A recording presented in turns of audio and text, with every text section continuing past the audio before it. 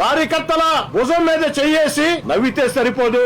ఓ రాజకీయ కార్యకర్త, రాజకీయ నాయకుడికైనా పార్టీకైనా అత్యంత ముఖ్యం ఆ రాజకీయ వ్యామోహం వెనుక, ఆ తెల్ల సొక్క వెనుక, ఆ రాజకీయంగా తిరిగే కార్యకర్తల ఇంట్లో ఉండే బాధలు, నష్టాలు, కష్టాలు, కన్నీళ్లు నా జీవితంలో అనుభవించాను. కాబట్టి కేవలం కార్యకర్తల్ని భుజం తట్టి శభాష్ అంటే కుదరదు. జెండా మోసేదని కార్యకర్త, పోలింగ్ బూత్ లో ఏజెంట్ కార్యకర్త, నాయకుడు వీధుల్లోకి పోతే జనాల్ని సమీకరించేదానికి కార్యకర్త, ఎన్నికలు వస్తే నాయకుడికి జిందాబాద్ చెప్పేది కార్యకర్త, కార్యక్రమం విజయవంతం కావాలంటే కార్యకర్త, పార్టీ కార్యక్రమాలకు పిలుపునిస్తే విజయవంతం చేసేది కార్యకర్త.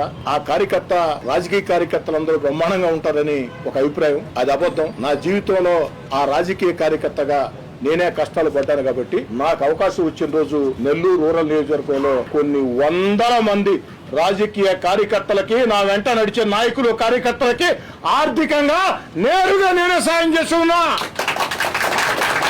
కార్యకర్త భుజం మీద చెయ్యేసో, బొగ్గగిల్లో, పొట్టదట్టో శభాష్ అంటే కుదరదు. రాజకీయాల్లో తిరిగే వ్యక్తుల్లో 95% మంది వ్యక్తుల కుటుంబంలో కష్టాలు ఉంటాయి, నష్టాలు ఉంటాయి, కన్నీళ్లు ఉంటాయి. ఆ కష్టాలు, నష్టాలు, కన్నీళ్లు అనుభవించాను కాబట్టే నా వెంట నడిచే నాయకులు కార్యకర్తలు ప్రోత్సహించాను.